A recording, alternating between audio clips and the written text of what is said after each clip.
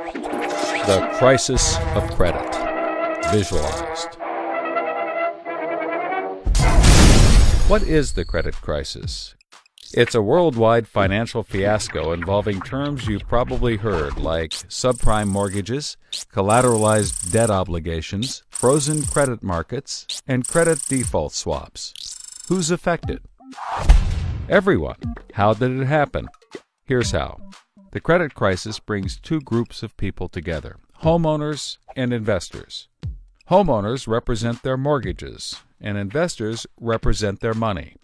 These mortgages represent houses, and this money represents large institutions like pension funds, insurance companies, sovereign funds, mutual funds, etc. These groups are brought together through the financial system, a bunch of banks and brokers commonly known as Wall Street. While it may not seem like it, these banks on Wall Street are closely connected to these houses on Main Street. To understand how, let's start at the beginning.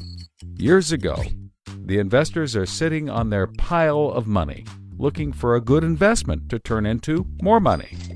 Traditionally, they go to the U.S. Federal Reserve, where they buy Treasury bills, believed to be the safest investment.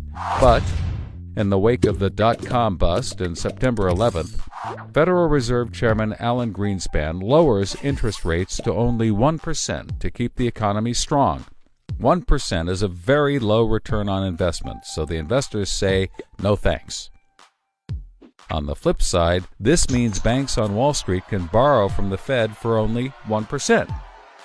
Add to that general surpluses from Japan, China, and the Middle East, and there's an abundance of cheap credit. This makes borrowing money easy for banks and causes them to go crazy with leverage. Leverage is borrowing money to amplify the outcome of a deal. Here's how it works. In a normal deal, someone with $10,000 buys a box for $10,000. He then sells it to someone else for $11,000. For a $1,000 profit, a good deal. But using leverage, someone with $10,000 would go borrow $990,000 more dollars, giving him $1 million in hand. Then he goes and buys 100 boxes with his $1 million and sells them to someone else for $1,100,000. Then he pays back his $990,000 plus $10,000 in interest. And after his initial $10,000, he's left with a $90,000 profit versus the other guy's $1,000. Leverage turns good deals into great deals. This is a major way banks make their money.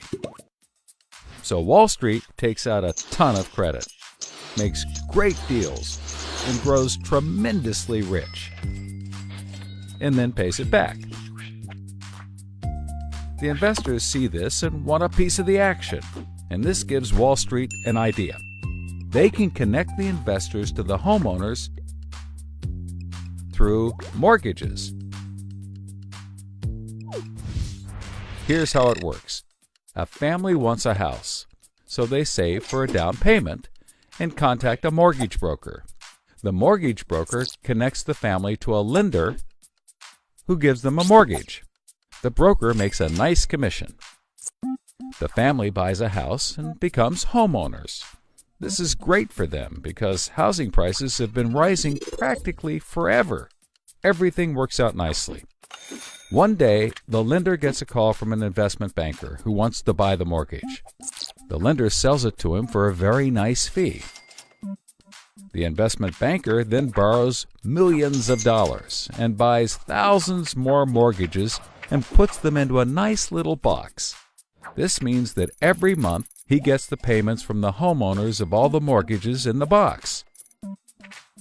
Then he sicks his banker wizards on it to work their financial magic, which is basically cutting it into 3 slices: safe, okay, and risky. They pack the slices back up in the box and call it a collateralized debt obligation, or CDO. A CDO works like 3 cascading trays. as money comes in, the top tray fills first, then spills over into the middle, and whatever is left into the bottom. The money comes from homeowners paying off their mortgages. If some owners don't pay and default on their mortgage, less money comes in, and the bottom tray may not get filled. This makes the bottom tray riskier, and the top tray safer. To compensate for the higher risk, the bottom tray receives a higher rate of return, while the top receives a lower, but still nice return. To make the top even safer, banks will insure it for a small fee, called a credit default swap. The banks do all of this work so that credit rating agencies will stamp the top slice as a safe, AAA rated investment, the highest, safest rating there is. The OK slice is BBB, still pretty good, and they don't bother to rate the risky slice. Because of the AAA rating, the investment banker can sell the safe slice to the investors who only want safe investments. He sells the OK slice to other bankers, and the risky slices to hedge funds and other risk takers. The investment banker makes millions. He then repays his loans. Finally, the investors have found a good investment for their money, much better than the 1% Treasury bills. They're so pleased they want more CDO slices. So the investment banker calls up the lender, wanting more mortgages. The lender calls up the broker for more homeowners, but the broker can't find anyone. Everyone that qualifies for a mortgage already has one, but they have an idea.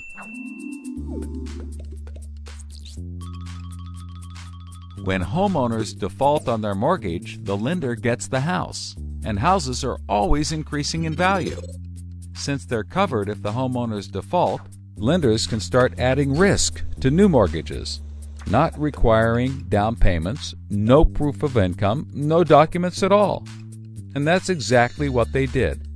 So instead of lending to responsible homeowners, called prime mortgages, they started to get some that were, well, less responsible. These are subprime mortgages.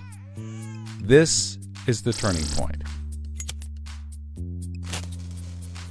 So, just like always, the mortgage broker connects the family with a lender and a mortgage, making his commission. The family buys a big house. The lender sells the mortgage to the investment banker, who turns it into a CDO and sells slices to the investors and others. This actually works out nicely for everyone and makes them all rich. No one was worried because as soon as they sold the mortgage to the next guy, it was his problem. If the homeowners were to default, they didn't care. They were selling off their risk to the next guy and making millions, like playing hot potato with a time bomb. Not surprisingly, the homeowners default on their mortgage, which at this moment is owned by the banker. This means he forecloses and one of his monthly payments turns into a house. No big deal. He puts it up for sale. But more and more of his monthly payments turn into houses. Now there are so many houses for sale on the market, creating more supply than there is demand, and housing prices aren't rising anymore. In fact, they plummet.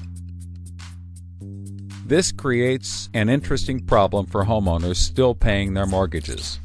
As all the houses in their neighborhood go up for sale, the value of their house goes down, and they start to wonder why they're paying back their $300,000 mortgage when the house is now worth only $90,000. They decide that it doesn't make sense to continue paying, even though they can afford to, and they walk away from their house. Default rates sweep the country, and prices plummet. Now the investment banker is basically holding a box full of worthless houses. He calls up his buddy the investor to sell his CDO, but the investor isn't stupid and says, no thanks.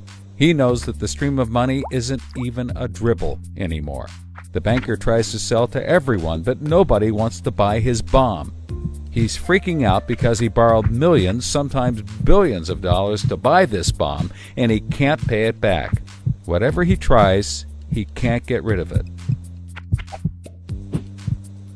But he's not the only one. The investors have already bought thousands of these bombs. The lender calls up trying to sell his mortgage, but the banker won't buy it, and the broker is out of work. The whole financial system is frozen, and things get dark.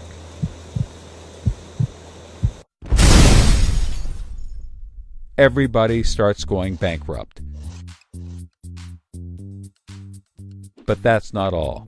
The investor calls up the homeowner and tells him that his investments are worthless. And you can begin to see how the crisis flows in a cycle. Welcome to the crisis of credit.